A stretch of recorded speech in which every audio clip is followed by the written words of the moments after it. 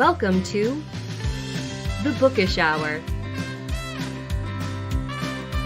with your hosts, Sarah E. Burr and J.C. Kenney.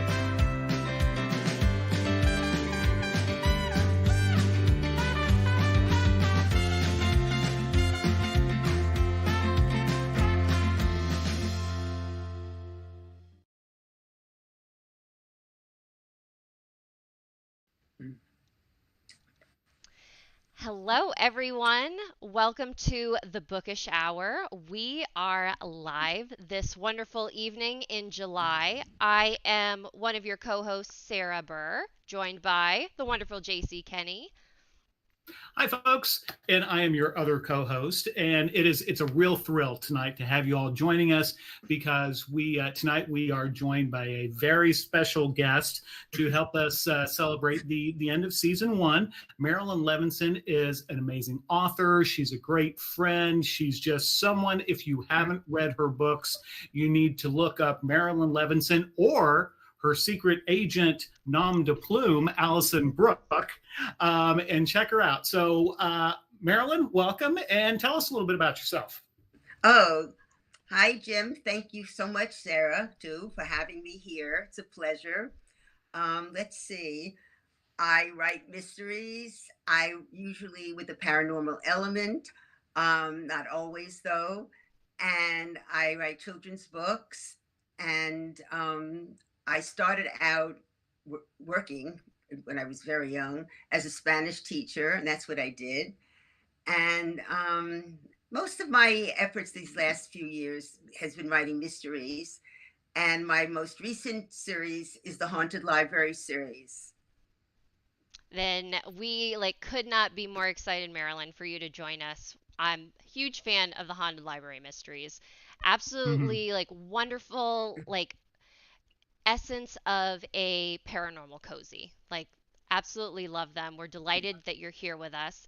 Our viewers, hello. Thank you so much for joining us. We've got Mark and Claudia. Hello, hello. DHB, hello. Thank you. We're very glad that you're here live because you will have the chance to enter a giveaway that Marilyn is doing. This is a Bookish Hour first because we are having a giveaway for a book that is not yet released, so it's a exclusive opportunity. Cool. This is book 6, correct, Marilyn? Of the Right. All right, and it's Dewey Decimated. So many awesome titles in this series. Thank you. We can't wait to dive in. Jill, hello, welcome. Laura, welcome. Thank you very much for joining us this evening. To really kick things off, I think, Marilyn, what I would love to hear more about is you mentioned the paranormal element of the mysteries that you write. Can you, for those of our viewers who may not be familiar with the Haunted Library mysteries, can you kind of set the scene for them and then tell us why you love having a paranormal element? Okay. Well, I live on Long Island, as Sarah does, and I often set my books there. But this time I set the series in Connecticut, where I had a summer home when I was growing up. And it's very interesting how things enter into your books, right? Mm-hmm. And anyway, I had once been at my library, which is has a beautiful garden area. It's just really, truly beautiful. And I was watching the person in charge of adult events present a drummer. And this was out on the field. We were sitting in chairs that we had brought. And I was thinking, gee, that would be such a wonderful person, a wonderful sleuth to have, because you would have a small town, of course, which I'll get to in a minute. And you also have a small unit within the town. You have the library. And the good thing is I decided not to make Carrie, my sleuth, Carrie Singleton, a book librarian. She is in charge of programs and events and you'll see that libraries have more and more of this, more of their space, their money, their efforts, etc. Deals with many other things. And this allows Carrie to meet new people. She gets new people to come into the library, people she gets to meet, people sometimes die. And that is how that came about. I said it in Connecticut, as I said. I had once been in a town that I liked very much, and it was there were all these centuries old buildings around that were put up around the green. The green once was huge. Cows used to roam them, but in the 17th century, 18th century. But I thought that it would be very interesting to have an old building and old buildings around the green. I just fell in love with that setting. I had just been in that town once, and it stayed in my mind. But when I do research, I look it up. As for the paranormal element, I really cannot explain it. I have ghosts in other books of mine. I think the first mystery I wrote had a ghost in it, and it's called Giving Up the Ghost. And it's about this ghost who's trapped in the den of a room that's of a cottage. The cottage is being rented out, and he was a very interesting person, very likable, a wheeler dealer. Sometimes wasn't very honest, even with his friends, and he felt that he had been murdered. So when a young school teacher comes and in the middle of the year, and she rents the cottage, he asks her to find out who killed me. Could have been one of his friends. And I don't know why, but the ghost in this series just sort of crept in, and that seems to be what happens. I just find a paranormal element is fun. It adds a certain je ne sais quoi to a series. It's interesting because I have readers say to me, I don't like paranormal. I'm not interested in that, but I do like your books, and I love your books, and I want to read them. So I really can't explain too well why I have them.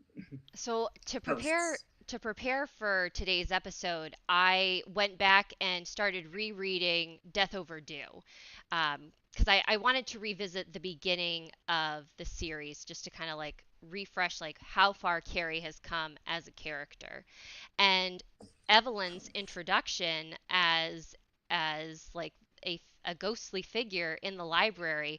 I just like it really feels like she's just like someone who just is a patron of the library and kind of comes in and, Carrie's the only one who can see her. Um, and I think that that's just such a fun way to present it. And the fact that, you're getting ready to release book 6, and I'm curious how, like, kind of looking back on the series, how Carrie has changed and evolved, but also the traits that have kind of stayed with her through um, throughout her sleuthing, and kind of maybe tell our viewers, a little bit about like what makes Carrie Carrie. Well, the book opens where Carrie is ready to leave town Mm-hmm. because she's not really set in any one place. Yes, she has family and a history of family in Clover Ridge, but she comes from a dysfunctional family. Her parents are divorced. Her father is a thief. Her mother is remarried and not very maternal. And she's ready to leave because she's working in the library, but just sort of going wherever she's told to go, shelving books, nothing very exciting, although she does have have a degree. And when she is offered this position, she's ready to say no. And a voice tells her, don't be silly. Just tell her you're going to think about it. And that's Evelyn Havers. Evelyn Havers was an aide who worked in the library. And she's not always your little sweet ghost. She's very mysterious. She shares what she wants with Carrie. And in the earlier books, you find out that she has some relatives who aren't very honorable. Her niece is working in the library, and she's really a nasty piece of work. She felt the job should have gone to her, and so she does things that aren't very nice. And Evelyn, she helps when she wants to help, but also she is there to oversee and almost be like a guardian angel of people who live and come to Clover Ridge. And that is pretty much her role, really. Once we get rid of her relatives who aren't very honorable or honest. And Dewey Decimated has a second ghost in it. So I don't want to tell too much about it, but that's a fun little tidbit.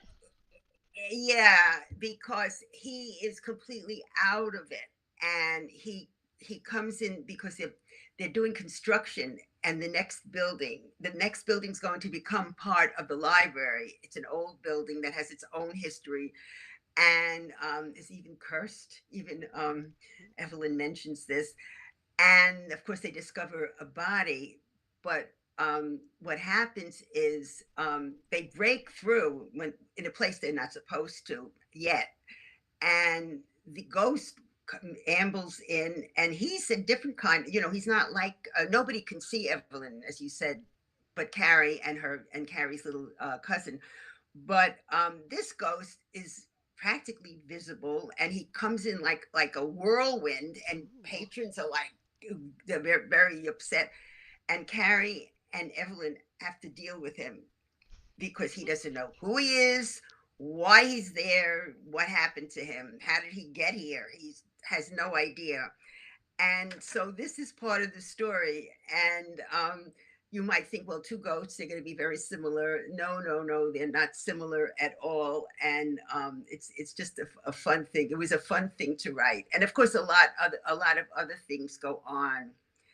Carrie has developed over the books, and where she used to dress, her hair was dyed purple, and she wore Doc Marten boots, and she dressed in very dreary clothes. Now she's a member of the community.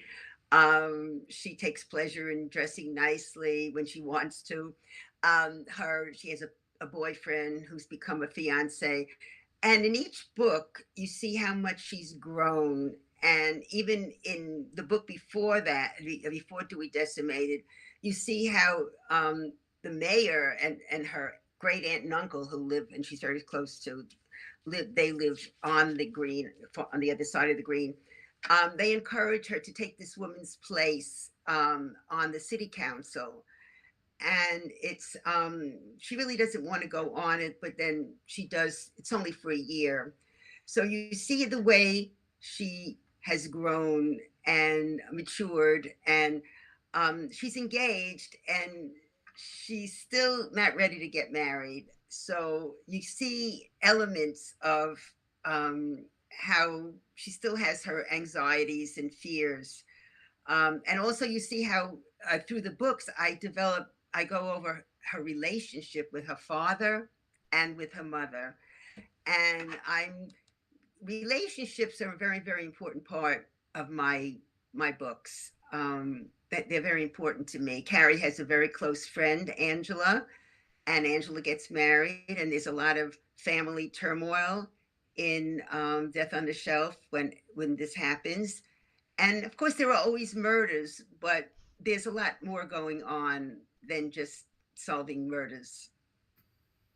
Well, and I think that's one of the wonderful things about the cozy mystery genre is, and not just cozy mysteries, but a lot of books where it's as much as anything, yes, there's a murder, but there's the community, and we grow to know these characters and care about them. So tell us a little bit about the community kind of outside the library.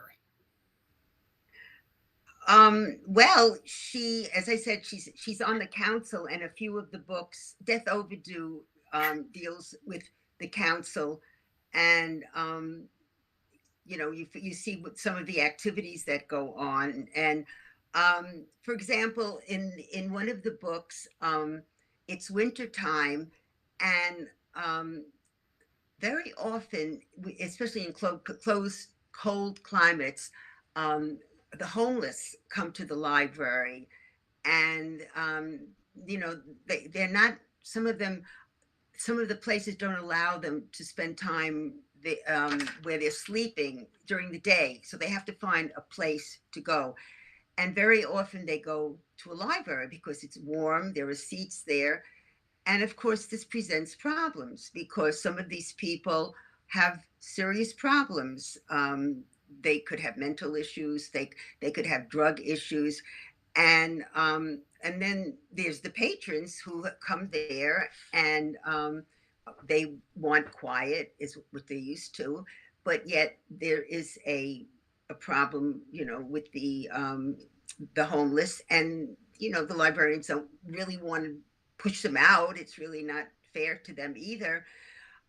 And what I have going on in that book is some of the people in town decide to buy a home and to turn it into a rec hall or with different rooms for the homeless. But of course, they're doing it for criminal reasons. They could launder money or make money in different ways. So in that sense, I do bring in the town. And of course, Carrie has her great aunt and uncle, and she's very friendly with the police chief. He, on one hand, he doesn't want her to interfere, but on the other hand, he knows that she has a way of speaking to people. And so she has all these different relationships. And I very often bring in, I don't have any cooking, so to speak, in my, well, she does some cooking. She's usually bringing in takeout from the gourmet market. Oh, she works, And, but I mean, food is important. She likes to eat out. And I mentioned some of her favorite restaurants, and and so you get a flavor of the town. When they do a filming, when her mother's younger husband is in a film, you get to see the part of the town that's close to the Long Island Sound. And I even, in one place, I have him take the ferry over to Long Island, and I don't refer to it by name, but I describe one of my favorite restaurants that they go to. So, you get that into. And that's I think that's like you mentioned getting to drop in little hints and things like that about your favorite restaurant. For me, that's one of the kind of hidden joys of being an author, is you can put little, if you want to call them Easter eggs or little nuggets into a story. And if friends and family or people who are close to you, if they pick up on that, then it's so much fun. And if it's not, no big deal. But I think that it's, I think that's kind of fun. Although sometimes that can get you into trouble, at least in my family, because someone will see something that's like, oh, Sarah's describing this, so everything that she's writing must be autobiographical. And it's like, guys, it's a work of fiction. So I have to be very, very careful, because otherwise it's like, oh, I'll never hear the end of it. I remember when I wrote my first book that was published was called And Don't Bring Jeremy. And it's about two kids in the 6th and 7th grade. And the principal across the street where my kids went to school, and the school across the street, he thought he was the principal, but he wasn't. I mean, I wasn't thinking of him when I wrote it, but sometimes people like to think they're in your book. Well, and Marilyn, that brings up another really interesting point that I'd love to hear you kind of tell us a little bit about. You write both mysteries. In general, we consider that adult fiction. And then you also write kids fiction, kids books. That seems to me like that would be two very different kinds of writing.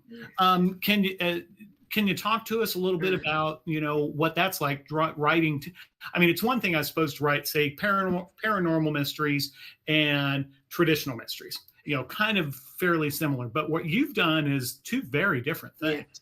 Well, I started out writing books for kids, and I guess I started out writing short stories, but they were never very short. And I have two sons, so usually I was a boy. I was I made my mind was as a I thought as a boy, and some of my books, the main character is a boy. Although no boys allowed. The girl, it's about a girl whose parents are divorced, and she decides she doesn't like. She's going to cut all boys and men out of her life. So I don't know how to say. It's like you get into the head of a character, and he could be a boy, or in Getting Back to Normal, there's a ghost in that book too. This girl, her mother has died, and her father is very he's very sad. He leaned very much on his wife, and they moved to this arboretum where there's a manor house. I really had one in mind from Nassau County, and he starts to get very close to her mother's best friend, and the girl who always liked this woman, she suddenly doesn't. And the ghost is this woman's grandfather, but he's 23. He's young. He died when he was very young, and he's like the ghost in Topper. He's very elegant, and he looks very handsome and dapper. Like George and Marion. That couple. They're always doing. But he really wants them to get together, which she doesn't want them to. So I don't know. I don't see any difference. It's just very funny that it's like if you just changed you have a new series, and you're in the head of your main character, and that's all it is. This main character is a little bit younger. So but you understand, it's just, you sort of go back to when you were a child, and you remember, and it's not that different. Okay, well, that's good. That's good to know. I don't know that I want to go back to my childhood particularly. It's kind of boring, but no, I know what you mean. Well, it's not that you're going back to your childhood, but okay. The child. For example, one of the books. Oh, this is my book. This was a children's choice. Rufus and Magic Run Amok, and this is the series that I'm going to be doing with what was it? With Level Best. So it's about a boy who finds out that he's a witch. I wrote this before Harry Potter, and only he doesn't want to tell his aunt and his mother and his aunt and his grandmother, because they're going to make him take lessons and how to be good and use good with your magic for good, for good, to help people. And if that isn't boring, what is? So he doesn't learn how to control the magic, and he's having fun with it. He's even dealing with the bully, and who's always chased him home, but the magic grows and grows and grows, and it's growing stronger than him. And soon he can't control it. So the book is Rufus and Magic Run Amok. So I'm going to be writing this, and then there'll be 3 more books with Rufus. Very cool. So when do you think we'll see Rufus out in the wild then? Coming back. He's going to come back. Okay. Well, I think in the spring, next spring. Okay. And then a book each year after that. Actually, I have the second book written, and it was supposed to be published when a small press went kaput. I've had 5 experiences like that. Ooh. where books came. Yeah. This one of my favorite books, it's called The Devil's Pawn. This is a horror, believe it or not. I love this book. It's about a 15-year-old boy, and he ends up living with his there's a lot of people die. You couldn't use it as a cozy.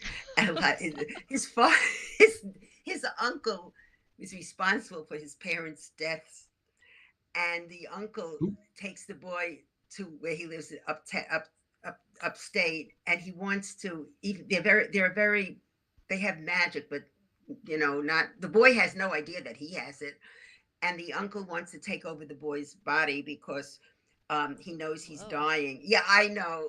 It's not cozy. And you could say, how did I write this book? And how do I write cozies? So the mind is a mysterious thing. Well, how did that transition, Marilyn, happen? Because you said you started writing out children's stories. How did you? Did. It just like happened? Like how did it like? Tell me. I need to know. I don't know. Well, I wasn't okay. I was writing. Jeremy came out, and it had like 5 or 6 it was up for 5 or 6 state awards, and it had this big page in Publishers Weekly, and I thought, well, I've arrived, but that wasn't the case. And I would sell a book like maybe once every few years or something. And I don't know, I just decided to try something else. Mm-hmm. And that's when I wrote, I had written, my very first book I ever wrote was a romantic suspense, but that book was never published. But the first book mystery I wrote was Giving Up the Ghost. And as I said, there was a ghost in it. So I don't know, I just decided to try and write mysteries. And that's what I've been doing pretty much. So, that is a perfect segue, talking about mysteries and the unknown, and I'm going to flip this over to Sarah because Sarah can talk better than I can, but we've got a really big moment here because it's 1:30. We have a very special prize giveaway tonight. And so Sarah, you want to tell folks what the very special prize is? This is really cool. This is a Bookish Hour first time everything.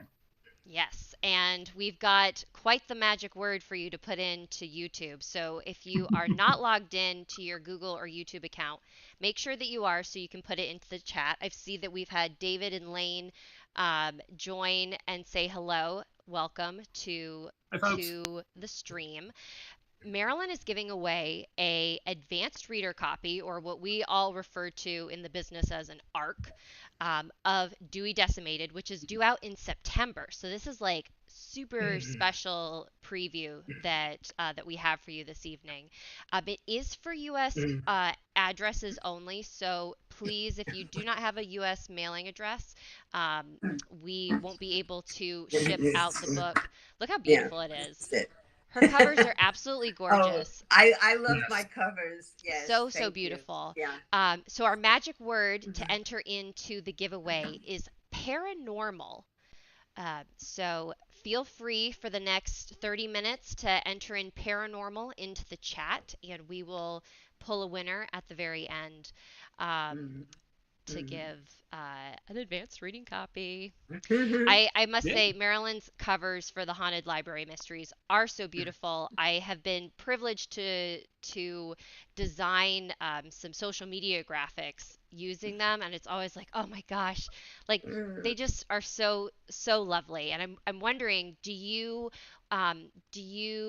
give like feedback, or like this is like what I envisioned for a cover, or is it something where it's like this is the story, and and someone else comes up with the cover idea? Well, since I don't write outlines, and I ask when they're ready to do a cover, and they do it way in advance. They've already asked me for the book I just finished today.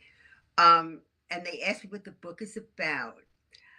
I can't tell you exactly if that's what happens, but they always put Smokey Joe in, the cat, the library cat, and they usually have something related to either the green or the library. And as you say, I do impact. I give my feelings about the colors, or I think there's too much of one color or what have you. But like titles, they don't, I think they do what they do, because the same thing with my titles. I think I've had one or two of my titles we used. And what I do, and they also ask for suggestions of titles. I have this little group that I'm very involved with for almost 20 years now. And, I ask them, I need titles. And that's how I got Dewey Decimated. Yeah. That's a great one. So, yeah, I know people seem to like it. I know Shari Randall loves it, and she's a librarian. That's why Dewey Decimated. So you've got approval. Yeah. So that's Yeah. a good So sign. they and I guess they're running out of titles because there's so many now. There are so many library series. So it's I guess there's just so many titles. I think that's. Well, and I just go ahead, Sorry. Sarah. I was just gonna say, like, where you had mentioned, Marilyn, that there are a lot of library themed cozies out there, but I think with Carrie, where she is the events and program coordinator, it adds, and you had said something about this before, it adds like a little bit more of a freeing dimension, where she's not always like having to be tied into this administrative role, where she can go out and meet new people, have new activities come to the library. And I think that in itself is a very unique aspect of the library mysteries. Well, I hadn't known of any any library series, but then when they compared me to one person's library series, but then all of a sudden there were several, and the same thing with paranormal. I don't remember, all of a sudden now there are so many paranormal series, lots of witches. So I don't know that I'm going to be doing that in my next series. I don't think so. I don't know, but it's interesting. With I did have a good idea. I should have written it down. I had something unique, and if you don't write something down, sometimes it's like gone forever. something gone with the wind. Yeah. I hear you with when we are writing a new series or trying to come up with a new idea, you want something that audiences are familiar enough with, that like that there's interest in that type of subgenre. But there's also, you want to have something unique and new, and I think that's a very big challenge that sometimes it works and sometimes it doesn't. Because Exactly. when I had started writing my Glenmire Whim mysteries, I was like, there are lots of witches in the paranormal genre, and I love it. I want to do something different. And what is there besides witches in a paranormal, ghosts, witches, what have you? And so trying to like kind of find your niche amongst that topic is that's probably one of the toughest parts when you're starting out on a series. I agree. To find that balance between what's familiar but yet what's fresh, Mm-hmm. and what's new. And I still have one more book I'm going to write in this series, but I'm already thinking of the characters in my next book. It's funny. I was when I was on a trip about 4 years ago. I went to the San Luis Islands. And it's what's so interesting is, and that's where I got the idea to write. My setting would be an island, not there. It wouldn't be there. It would be closer to home for me. But what I found so interesting was that on one of my listservs, somebody said, and she's Canadian. She said, "What is a real cozy town that I could visit?" And so many people mentioned this town on San Luis Islands, and people mentioned, and I said, "Oh, that's where I have idea for my next series I'm going to write." And so did other people say that. Oh wow! And I know, and they really are series already about it. I mean, I'm not writing that setting at all, but it was like I think like 3 or 4 people mentioned either they did or they knew of a series. So I found that interesting. I know that whenever I do an author takeover, I ask, have you ever been to a town that feels like it was written or that it's right out of a cozy mystery? Because my goal in life is to live in a town that should be a cozy mystery town because that's one of my favorite things about the genre is the town itself. So I'm gonna have to make a note of that one because that's my dream.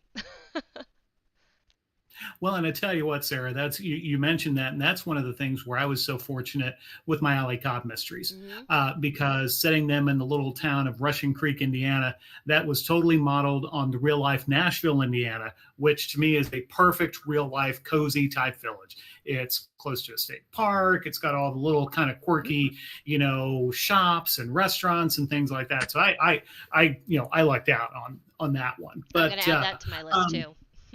yeah, absolutely. Marilyn, one of the things that I think is really cool about your background is that you spent time first as a teacher. And so props to teachers out there and thank you for all that, but also that you taught Spanish. Have you ever thought about, using all of that history? I mean, have you ever thought about like doing a teacher or a Spanish teacher or weaving some sort of, Spanish themes or even adding a lot of Spanish language into any of your stories? Well, I did write 2 very short, these speaking of books that don't get published, I did write 2 very short books about a little girl who just came from a Latin American country, a Central American country. And well, you know the feeling also, if you're not of a certain group, they think, well, you shouldn't be writing, that kind of thing. So it never really went anywhere. And these were cute stories, but I have an affinity for people who speak Spanish. This is what I love to speak Spanish, and it happens in unusual places, or it crops up where in different places. So this is like we all have parts of us, and this is a big part of my life. And just like us being authors, that's a very big part of our lives, and whatever we did before, or what and I find it sneaks in, like one of the books, in the second book in the Rufus series, I called the villa by Spanish name, and the editor at the time said, "Oh, it should be a French name because it was on the Côte d'Azur." So of course, yes, but that's it could be any kind of a name, but it just slips in. It just does. So I think everything about us slips in somehow. I think at this point we've all written enough books that you can't always, the characters are components. I'm sure we have certain themes that we write about. Like, for example, when I write a mystery, I usually take two. I don't know why I do this, because but my books are kind of long. They come in, like this one came in at 80, 81, 83. By then it'll be 83,000 words. I take two different elements, two storylines, and they converge. And very often it's something from the past. And some storylines are more complicated than others. So I'm very happy when I can pull it off. weaving in uh, weaving in past occurrences is really fun because you can kind of when you're creating it, you set the scene for the reader really quickly, um, because you don't want to like dive too much into the past because you want to like continue forward with the action and such. So it's a really creative way to like give information, but also like build upon the community Mm. and the people that are in the town that you've created. Well, Checked Out for Murder, I think was my most complicated setup, because I had these two elements of two different things going on in the story. They converge, but also there is a third one from the past. There was a 20-year-old murder. So that took some planning, but it worked. So I was very proud of myself that I managed to do this. And some plots are easier than others, you know. But it's interesting, and the nice thing about books and different authors, reading different authors, you know, we all approach it to so differently. You know, you could say, well, we all write cozies, but we all have a different approach. And even my horror, yes, the boy, there's murders in the book, but the boy collects a group of people and he like makes a cozy family out of it. So there must have, see, I must have been a cozy author working anyway, even in this book, you know. So I mean, I love the cozy element. I think it's very heartwarming. And it, you know, this is what gives our characters life and makes people remember them. Your comment about the checked out for murder being the most complex, or your most complex plot to write. I'm curious, 'cause since you have written several books, is that across all of your books, that you would, that's kind of the one that was like that was the trickiest to get across the finish line, or because Well, it was just getting the two elements together, mhm, without giving anything away. For me, that was that was the trick. that was the trickiest. Yeah, because I do bring in a lot of characters, and usually more than one murder, Mhm. 2 or 3 or 2.5. You know, just about it. You know, they're all different.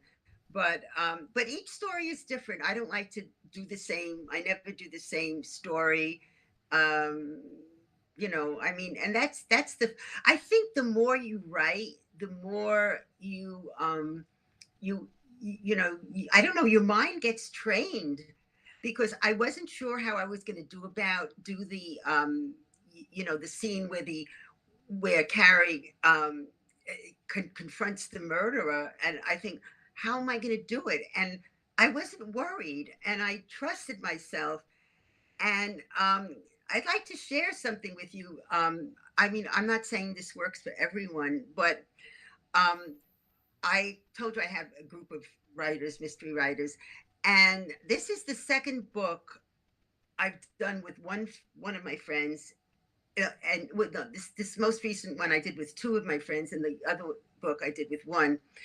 At the end of the day, well, we're emailing each other all the time anyway.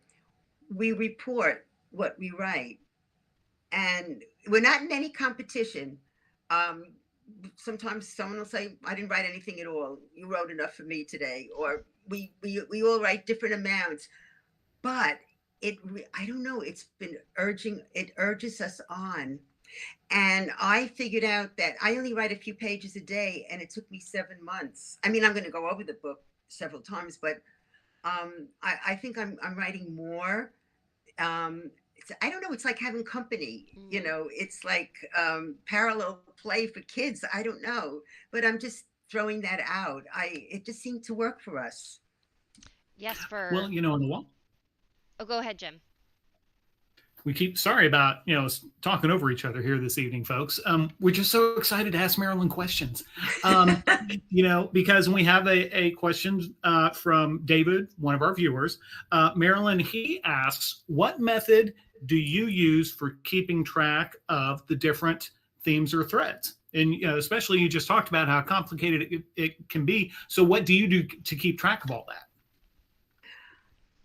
Um, that I think that that I do automatically. What I do sometimes keep track of, David, are the days of the week, and I'm not being facetious. Okay, one book I didn't, and I mean, I know it sounds silly, but you have to make sure that Tuesday follows Monday and Thursday Mhm. follows Wednesday, because the weekends can be different. You know, either you just have to be very careful. But I see. I think what it is you train you. Writing is a process, and I've been writing for many years, and things have kicked in, I guess. And I think your mind is trained to do what it's supposed to do. Do you find this to be the case? I know that I I mean, have to keep my like I have my outline. I know Marilyn, you had said that you don't really outline. My outline no, is yeah, I do, but it's less and less. You're mhm. right. You're right. I am doing it less and less. I use I the just am days so, as my outline. I'm like, this is what Hmm. happens on Monday. This is what happens on Tuesday. Because you're right, you get lost and it's like, wait, you went from Monday to Tuesday, but somehow like 5 days passed. yeah. Yeah, I do something similar. I use the outline. Basically, yeah, I break my stories down into, usually they last over anywhere from, 10 to 14 days. And Mm. so my outline is literally what happens over that period of time. And then what I also have then is thanks to a suggestion from my wonderful, actually, all three of our wonderful agent, Don Dowdle, I also have a character Bible. And so that way, that helps me make sure that, Ah, that was yeah. the other thing. Okay, because I don't hate. I mean, Dawn never sees my books anymore, but I learned that from her. Yes, Mhm. and do you know I keep referring to it, and not only that, I just had to look up the name of the restaurant owner that they went to, and I said, which book did I mention it? And I found it in the third book. Sometimes I have to go through my old manuscripts, but Mhm. okay, so those two things I do, the days of the week and the names. Yeah, those two. I Yeah. do Well, cool. the names is very helpful, especially like when you have like the little like physical description that's like, they have hazel eyes, brown hair, and it's like, okay, like I can work with that. Yeah. And we got another question for you, Marilyn. This one comes from Laura. And Laura would like to know, since you write paranormal mysteries, do you truly believe in the paranormal, or is this your imagination taking flight? Well, it's both. I've never met a ghost, but I do believe paranormal elements exist. I've studied it. I have taken courses and I've read about it. And I mean, one of the most fascinating books I've ever read was Seth Speaks, and it's about I don't, have you heard of Seth Mm. Speaks? Hmm. Um, this woman, I can't remember her name now. She used to write articles, and she ended up writing some articles about the um, paranormal, if you want to call it that, New Age, and an entity would come and talk through her. And I mean, it's just so fascinating. Of that was that, and I think I read many books on this subject at one time in my life, and I don't know. I guess I believe it, and yet I personally haven't had any experiences with ghosts. Although I've had certain definite feelings and sort of premonitions. Ooh. So I don't know, but I think it's the way my ghosts are. It's not the way they really are in real life, from what I've read. That's a great I love the paranormal. So I feel like I feel that we're kindred spirits on that level.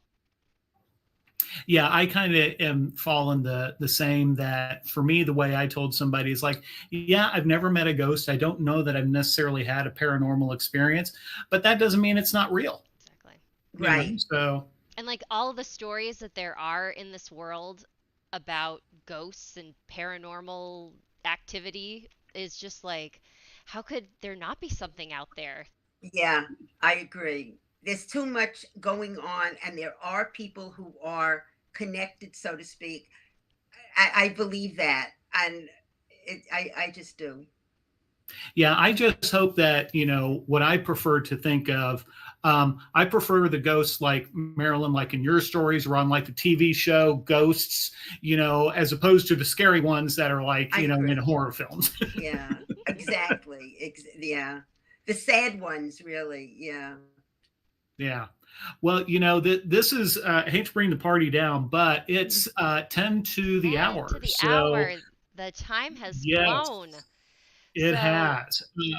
let's So, real give. quick, folks, if you haven't done so yet, we want to make sure that if you haven't gotten in on the super exciting giveaway, the secret word is paranormal, and that is for an advanced reader copy of Marilyn's latest novel that's coming out in September. So if you haven't plugged in paranormal into the chat, please do so. Yes, so we'll do the drawing as we reach the end of our bookish hour. Before we jump into our last question for the evening, Jim and I did want to share some exciting developments that are happening here with our bookish hour endeavors. We have been so overwhelmed and so grateful for all of the support that our viewers have shown us and for all of the encouragement and time that our authors, like Marilyn, have given us coming on the show and talking with us. So much so that we have blown our scheduling out of the water we're booking already into 2024. Wow. 2024, because people want to come on and talk and share their stories with us. And because we have so many folks interested, Jim and I are looking to launch when we come back in the fall with the Bookish Hour, our bi-weekly series every Thursday.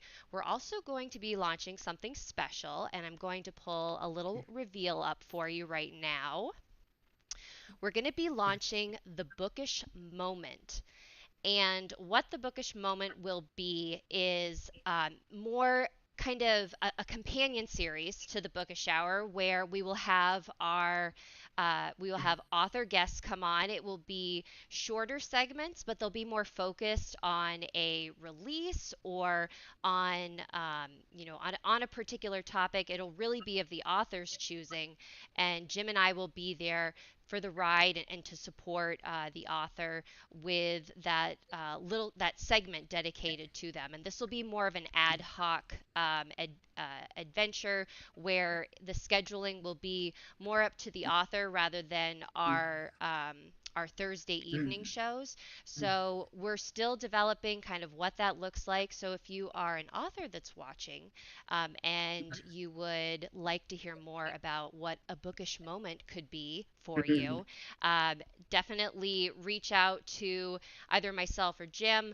We'll have more information on our website once we come back in the fall. So I hope that little teaser gets you excited to have a moment with myself and JC. So, again, it wouldn't be possible without the wonderful support that we've had from our viewers and from our authors. Marilyn, thank you so much for spending your Thursday evening with us. Thank you. It's always a delight to talk with you and Thank you. to Thank hear you. just the incredible work that you put in to bring all your books to life. So with that being said, what books are you reading right now, and what TV shows or movies have you been watching that we can recommend to our viewers? That's interesting. I always put what I'm reading and watching in my newsletter. Okay, I read a few books at a time. So what am I reading? I'm reading The Lions of Fifth Avenue. That takes place in the 42nd Street Library, and that's for my book club. I'm listening to Then She Was Gone by Lisa Jewell. I like a psychological suspense. I just listened to another book of hers, and I like it a lot. And I'm reading. I get some books early from NetGalley. The Picture Bride. I'm reading that. That's about Korean young women going to Hawaii. And I just finished the book club Murders. That was one of my new NetGalley I should have read years ago.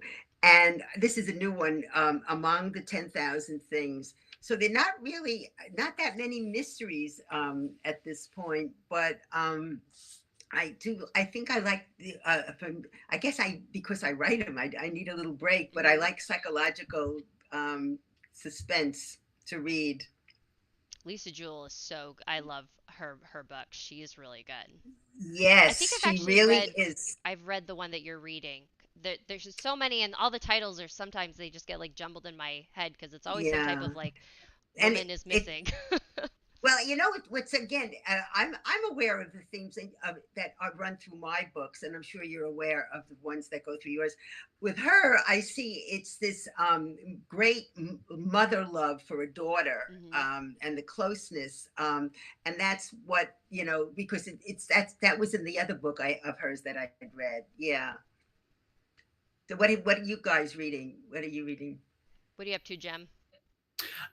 So a couple of things. I just finished a novel by one of my favorite authors. It's a kind of a fantasy mystery blend. Sarah, you may have heard of it called Burden Bloodline. Um, yeah, it's one of Sarah's Court of Mystery books. It's the third actually in the series. Yeah. I just I get confused because of the numbering because I started with the whole Ducal Detective thing before it Yes. got renamed. So yes, I just finished Burden Bloodline a couple of nights ago, and I want to say, Sarah, it was just so. I loved the twist that you gave us for how what led to the murder.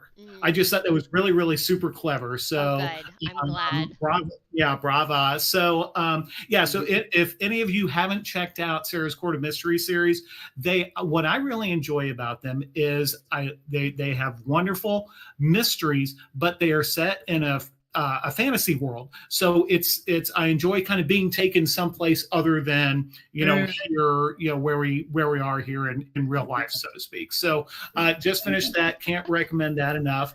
I just started now. After finishing that, decided to kind of take a trip back in time to Maximum Bob, which is a mystery by Elmore Leonard. I'm a huge Elmore Leonard fan. I learned so much when I read his novels, so that's what I just started. And so far, it's typical Elmore Leonard, over the top, crazy, and fun. What I'm watching, just started watching Bones. Um, you know, Oh, uh, what my Uh, wife and I, yeah, we just love about it. finished up with Castle, so we had to come back and look for something else, and so we thought we'd give Bones a try because, and I apologize for rambling here. We decided on Bones because the star is Zoe Deschanel's sister. And I And think of her as Zoe is the sister of her because okay, I used to watch Bones years ago. Yeah, okay, yeah, yeah, wonderful, and because wonderful. yeah, my wife is a huge fan, and I've enjoyed it of the show New Girl, and that's Zoe's show. So when we'd never realized that Bones is I think it's Emily Deschanel, I think Yep. is her name. Yeah, I think Hmm. so. Yeah, Yeah. Anyway, we were only like 3 or 4 episodes in, but that we're really Oh, enjoying that. I see, am and that's a wonderful cast. Yeah. so good. I am so jealous, Jim, because I love that series. And to watch it for the first time, like when I watched it for the first time, I was like, how have I like not seen these before? Some of the best episodes of television are in that series. So Mm-hmm. you're in for Yeah. a treat. Very cool. Very cool. Well, how about you, Sarah? What am I? So, for folks who have tuned in before, and you know that I'm a fan of dinosaurs, so I'm actually it's listening to it on audiobook, but it's called The Rise and Fall of the Dinosaurs by Steve Brachat, and it is gosh, I just like I'm learning so much about the uh, just like the different periods of when dinosaurs roamed the earth, and it's of course it's nonfiction, so it's completely different than anything that I write. And it's just, even though it is about a animal, to me, like, dinosaurs have always had this like fantastical element to them, so it also feels like a really like enjoyable, just like learning something new every page. And I'm listening to it on audiobook. It's read extremely well. So if you are a dinosaur fan, The Rise and Fall Mm. of Dinosaurs is an enjoyable listen. Um, and watching wise, I started watching Ghosts, and find it delightful. I'm still watching All Creatures Great and Small on Um, PBS Masterpiece, and Mhm.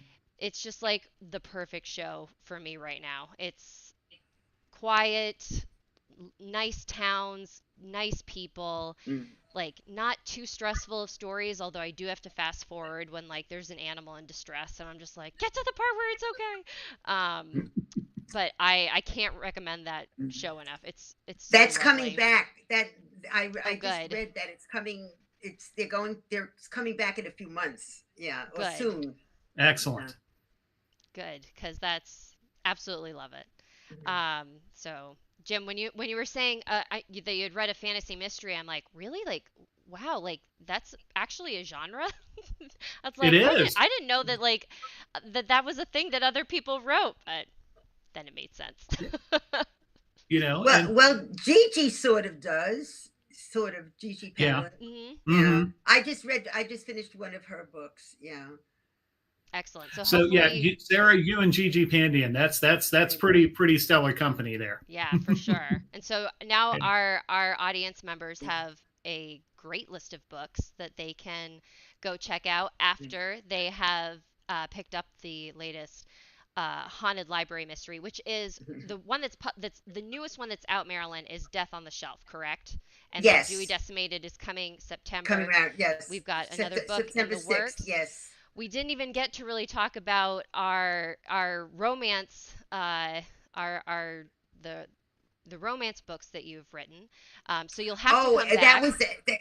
Oh, okay. You'll have to come back because I'd love to. We would love to chat more. We have come to the top of the hour, and we have to find our winner. So if you haven't typed in the word paranormal, please do.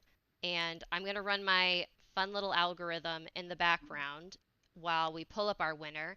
And once we announce who has gotten Marilyn's copy of Dewey Decimated, you can email giveaways@thebookishhour.com. I will put the email into the chat.